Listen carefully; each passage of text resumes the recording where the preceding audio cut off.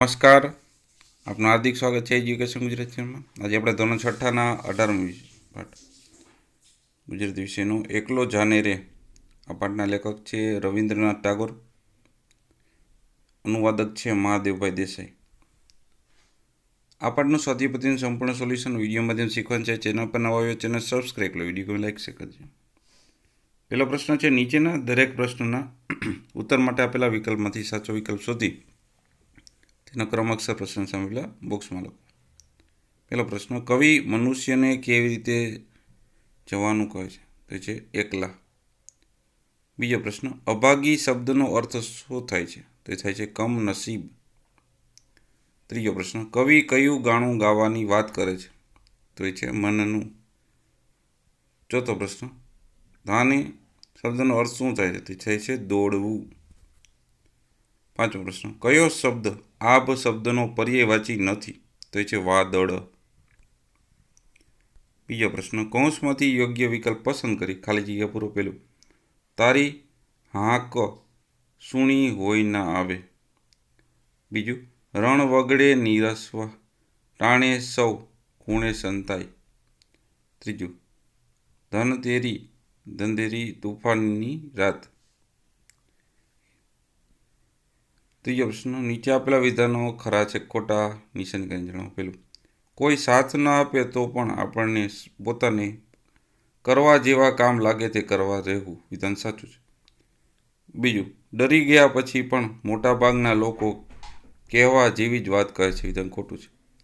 ત્રીજું, કોઈ કામ છોડીને બધા પાછા વળે તો પણ તું તે કામ આગળ વધારજે. વિધાન સાચું છે.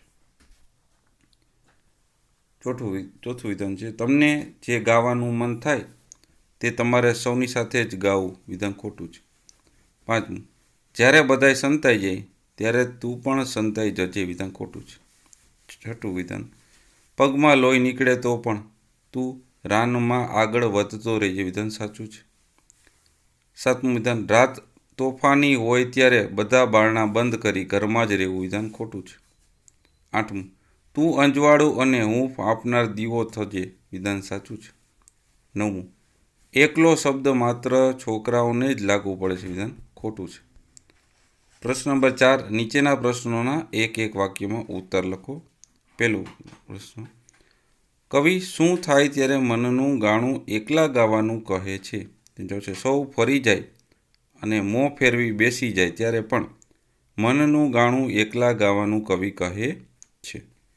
બીજો પ્રશ્ન, કવિ કેવી રીતે ગાવાનું કહે છે? તે છે કવિ હૈયું ખોલીને અને મન મૂકીને મનનું ગાણું એકલા ગાવાનું કહે છે. ત્રીજો પ્રશ્ન, જોશ ભરવું એટલે શું? તે છે જોશ ભરવું એટલે બળ કે હિંમત આપી ઉમંગ કે ઉત્સાહનો સંચાર કરવો. ચોથો પ્રશ્ન, રણ વગડે નીકળવા સમયે કવિ શું કહે છે? તે જવાબ છે રણ વગડે નીકળવા સમયે જ્યારે સૌ ખૂણે સંતાઈ જાય ત્યારે પગમાં કાંટો વાગે ને લોહી નીકળતા પગે પણ કવિ દોડવાનું કહે છે. પ્રશ્ન નંબર 6, નીચેની કાવ્ય પંક્તિ પૂર્ણ કરો. જો સૌના મોં સિવાય ઓરે ઓરે ઓ અભાગી સૌના મોં સિવાય. જ્યારે સૌને બેસી મોં ફેરવી સૌ ફરી જાય ત્યારે હૈયું ખોલીને અરે તું મન મૂકી તારા મનનું ગાણું એકલો ગાને રે. બીજી પંક્તિ છે, જ્યારે દીવો ન ઘરે કોઈ ઓરે ઓ અભાગી દીવો ન ઘરે કોઈ. જ્યારે ધનગેરી તુફાની રાતે 12 વાસે તને જોઈ ત્યારે આભની વીજે તું સળગી જઈને સૌનો દીવો એકલો થાને રે. ત્યારબાદ પ્રશ્ન 7મો છે, માગ્યા મુજબ ઉત્તર લખો. પેલું છે, નીચે આપેલ ઘટનાઓ કાવ્યના કયા ભાગમાં લાગુ પડે તે કહેવું છે? તો પહેલી ઘટના છે કાવ્ય ભાગ 3માં છે. બીજી કાવ્યનો ભાગ 1માં. ત્રીજી કાવ્યનો ભાગ 4માં. અને ચોથું છે એ કાવ્યનો ભાગ 2માં આવે છે. બીજો છે, નીચેના શબ્દોને સાચા લગતા અર્થ સામે રાઈટ કરો. હાક એટલે કે બોલાવવા માટેની બૂમ. ટાણું એટલે ચોક્કસ સમય. નીગળતું એટલે કે ટપકતું. રાન એટલે કે જંગલ. ત્રીજો પ્રશ્ન છે, શબ્દ અને તેનો અર્થ વાંચો. આપેલા વાક્યમાં જે વાક્યમાં શબ્દ સાચા અર્થમાં વપરાયો હશે એની આગળ રાઈટ કરવાનું, નવું વાક્ય બનાવો.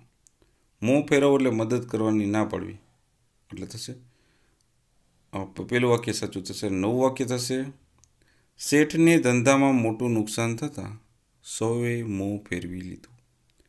બીજું છે હૈયું ખોલી ખાનગી વાત કેવી, એમાં બીજું વાક્ય સાચું છે. નવું વાક્ય થશે પરેશના પપ્પા તેના મિત્ર જેવા જ છે, તેનું હૈયું ખોલીને તેમની સાથે વાત કરી શકે છે. ત્રીજું છે દીવો થવું એટલે કે માર્ગદર્શક થવું અથવા તો રસ્તો બતાવનાર થવું, એમાં પેલું વાક્ય સાચું છે. નવું વાક્યમાં છે આપણા ગુરુ કે માર્ગદર્શક આપણે મુસીબતમાં હોઈએ ત્યારે આપણો દીવો થાય છે. ચોથો પ્રશ્ન નીચે આપેલા કાવ્ય પંક્તિઓને જે અર્થ અને યોગ્ય લાગે તેની સામે રાઈટ કરવાનું છે. સૌના મોં સિવાય એટલે બધા ચૂપ થઈ ગયા. બીજું તારા મનનું ગાણું એકલો ગાને રે એટલે કે તને જે કહેવા જેવું લાગે તે કદી કહી દે. ત્રીજું સૌ ખૂણે સંતાય એટલે કે મુશ્કેલી આવે ત્યારે ફક્ત પોતાના જ બચાવે. ચોથું લોહી નીકળી ચરણે એટલે કે પોતાને ખૂબ તકલીફ હોય તો પણ. ઘનઘોર એટલે ઘનઘેરી તુફાની રાત એટલે ભારે મુશ્કેલીનો સમય થયો કહેવાય. છઠ્ઠું બાર વાસે તને જોઈ એટલે કે મદદ ના પાડે ત્યારે. સાતમું વિજે સળગી જઈને દીવો થવો એટલે કે તકલીફ વેઠીને રસ્તો બતાવવો. પાંચમું તમને શું લાગે છે, યોગ્ય વિકલ્પ સામે રાઈટ કરો. તો પહેલામાં મોટાભાગના લોકો કહેવા જેવી વાત કહેતા ડરે છે કારણ કે તેમને લાગે છે કે તેથી તેને નુકસાન કે સજા થશે અથવા તો તેની સાથે તેમના સંબંધો બગડશે. બીજું મોટાભાગના લોકો હિંમત કરતા નથી કારણ કે તેમને આરામનું જીવન ગમે છે. ત્રીજું બધા લોકો મુશ્કેલીમાં હોય ત્યારે દરેક જણ ફક્ત પોતાનું ઘર સાચવે છે.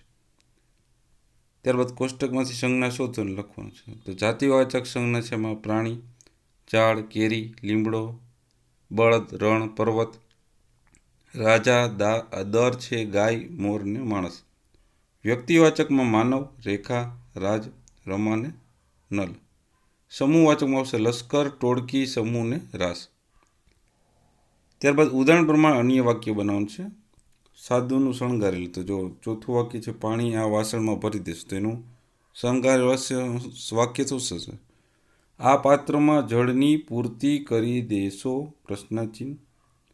એના પછી નીચે છે મારી બહેન કદી જૂઠું ન બોલતી, મારા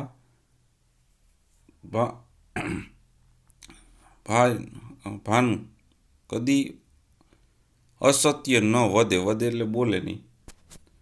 શણગારેલ વાક્ય નીચે આપ્યું છે એની સામે સાદું વાક્ય થશે આ પેન મારા દાદા તરફથી ભેટમાં મળી છે. ત્યારબાદ પ્રશ્ન નંબર છે 8. દરેક વાક્યને એક શબ્દ ખોટો છે જે સુધારીને ફરીથી લખવાનો. તો નીચે આપણે સુધારેલ ફકરો જોઈએ એમાં કબડ્ડી આપણી રાજકીય રમત છે. તે 2 જૂથ હોય છે, દરેક જૂથમાં 7 ખેલાડી હોય છે. આ રમતમાં શ્વાસ ઉપરનો કાબુ અગત્યનું બની રહે છે. કબડ્ડીની જે બીજી વિશેષતા એ છે કે તેમાં પોતાના જૂથના આઉટ થયેલા ખેલાડીને જીવતો કરી શકાય છે. 9મો પ્રશ્ન કવિતાના આધારે સૂચના મુજબ કરો. તો અજવાળું કે પ્રકાશ જેવો અર્થ ધરાવતો શબ્દ દીવો, વીજ અને સળગી. બીજું છે કુદરતી વસ્તુઓ દર્શાવતો શબ્દ તો રણ, વગડો, વીજળીના આભ. ત્રીજું માનવ શરીરના અંગોને નામ આપતો શબ્દ મોં, હૈયું ને મન. જોડકા જોડોમાં તો પહેલામાં આવશે ડી, બીજામાં એફ, ત્રીજામાં એ, ચોથામાં ઈ, પાંચમામાં બી અને છઠ્ઠામાં સી આવશે. પ્રશ્ન નંબર 11. અહીં મિની અને પપ્પાની લાગણી દર્શાવે છે, તેને લગતા શબ્દો કૌંસમાં શોધીને લખો. પેલું પાઉચ ન મળવાથી પપ્પા ઓફિસમાં આમ તેમ આટા મારતા હતા, અકળામણની લાગણી થઈ. બીજું પોતે ઘરે એકલી રહી શકે એવડી છે એવું મિની માનતી હતી પણ પપ્પા માનતા નહોતા, ચિંતા કહેવાય. ત્રીજું મિનીને હસાવવી એ જ પપ્પા જીવનનું ધ્યેય હોય એવું લાગતું હતું, લાડ. ચોથું મિની પપ્પા મમ્મીના ફોટાને ઘડીભર સ્થિર રહીને જોઈ રહી એને કહેવાય વહાલ. પાંચમું મિનીને જોયું કે પપ્પા પોતાનું પાઉચ ઘરે મૂકીને ઓફિસ જતા રહે છે, વિસ્મય. છઠ્ઠું પપ્પાએ આખી ડાયરીના પાના ઉથલાવ્યા અને પાઉચ ફોંફોસી નાખ્યું. બેચેની કહેવાય. 8 વર્ષ સમાન શબ્દ લખો. હાંક એટલે દેકારો કે બૂમ. હૈયું એટલે હૃદય તો દિલ.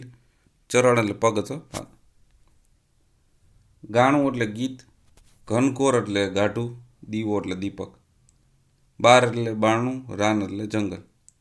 પ્રશ્ન નંબર 9. વિરુદ્ધાર્થી શબ્દ લખો. અભાગી થશે ભાગ્યશાળી. તોફાનીનું શાંત. રાતનું દિવસ. વાસવુંનું થશે ઉગાડવું. આભનું ધરતી. એકલુંનું બેકલું. 10મા પ્રશ્ન. જોડણી સુધારી લખો. આ રીતના લખાય. સૂણી, હૈયું, નિસરવું, તુફાની, નીગળવું, વીજ. પ્રશ્ન 11. શબ્દ સમૂહ માટે એક શબ્દ લખો. પેલું, જેની સાથે કોઈ ન હોય એવું. એકલું. બીજું, કોઈને બોલવા માટેની બૂમ, એને કહેવાય હા ક. 12મો પ્રશ્ન. નીચેના શબ્દોને શબ્દકોશના ક્રમમાં ગોઠવી લખો. પહેલાનો જવાબ થશે, સૌથી પહેલાં આવશે અભાગી, એકલો, મન, રણ, હાંક અને હૈયું. બીજામાં આવશે આભ, કાંટા, દીવો, બાર, વગડો અને વીજ. તો આ આપણે આ પાઠના સ્વાધ્યાય પોથીનું સંપૂર્ણ સોલ્યુશન જોતા રહો. એજ્યુકેશન ગુજરાત ચેનલ શીખતા રહો. Thank you. આભાર.